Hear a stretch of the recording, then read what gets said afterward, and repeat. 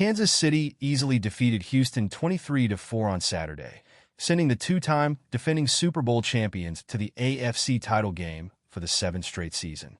The Chiefs' star quarterback hit best friend Travis Kelce 7 times for 117 yards and a touchdown, and his pass rush knocked Houston quarterback C.J. Stroud to the ground 8 times. By making it to the conference championship game, the Chiefs became the 4th team in NFL history to win back-to-back Lombardi trophies. The other 3 teams lost. In order to challenge the reigning champions, they will attempt to alter that at Arrowhead Stadium the following weekend against either the Bills or the Ravens, who play in Buffalo on Sunday. Last Sunday, Mahomes' wife Brittany gave birth to their 3rd child. "It's been a special run," he remarked. "I can still clearly recall parts of my dad's World Series game when I was 5 years old. These are the moments I will always treasure." However, the Chiefs, 16-2, who are once again supported by WNBA player Caitlin Clark and Kelce's girlfriend Taylor Swift, are not done yet. Mahomes, who threw for 177 yards and a touchdown, improved to 16-3 in the postseason and tied Joe Montana for the second most wins by a starting quarterback in NFL history, behind Tom Brady, as he pursued an incredible 3rd consecutive Lombardi trophy. He has an unmatched 7-0 record in divisional playoff games. Andy Reid became just the 4th coach in NFL history to reach 300 career wins with the help of Mahomes and Kelce. "I joked to the guys, you get a couple of more, and you might be able to equal my weight," said Reid. On Saturday night, there was a lot of banter in the Kansas City locker room, but not much in the Texans. They have lost to Kansas City twice in heartbreaking ways, and they have yet to win in 6 divisional games. Joe Mixon, who had been doubtful to play due to an ankle injury, ran for 88 yards and their lone touchdown, while Stroud passed for 245 yards but was sacked 8 times. With 1 possession remaining, Texans kicker Ka'imi Fairbairn would have kept their dreams of a comeback alive, but he missed a 55-yard field goal attempt, a PAT try, and another field goal attempt that was blocked with 1:46 remaining. "We can't make the mistakes that we made, knowing what we were up against in this game," remarked Texans coach DeMeco Ryans. "Our offense failed to protect and keep our quarterback clean, our defense failed to be where we should have been in coverage, and special teams failed to convert, among other self-inflicted errors. That's going to be an uphill battle on top of everything else we have to deal with," Ryans continued. From the beginning, the Texans' special teams were in disarray. In a weird play that finished with Houston cornerback Chris Boyd almost pushing his own assistant coach to the ground, the Chiefs came very close to opening the game with a kick return score.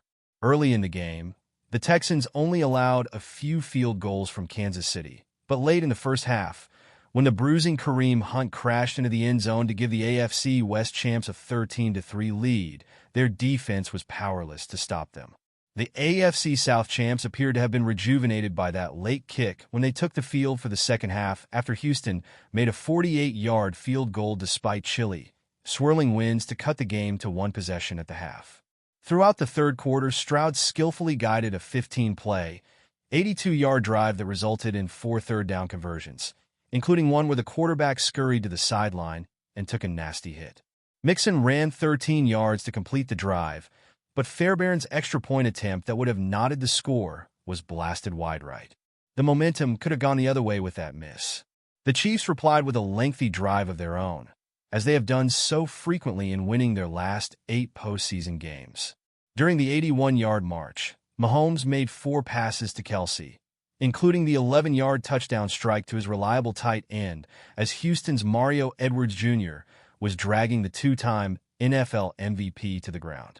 "I thought it was going to be an interception," Hunt stated. There were 2 chances for the Texans to drive for a game-winning touchdown.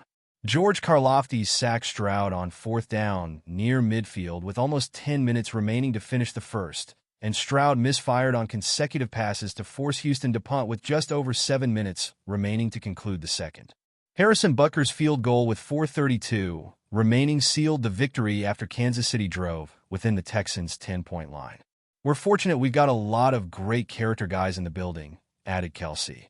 Furthermore, "We only reached this point by concentrating on the current assignment as the years passed. And this one was fantastic right now. Even though we will enjoy this one tonight, winning the AFC Championship will be the main objective. You know that if you look past that, you won't get a three-peat," Mahomes exclaimed, 87 Kelce is going to show up in a big-time moment with pride. Everyone wants to know Travis Kelce's whereabouts. He demonstrated his abilities to the globe.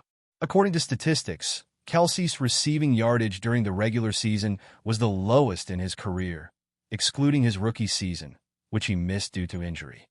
At an average of 51.4 yards per game, he had 823 receiving yards and 3 touchdowns.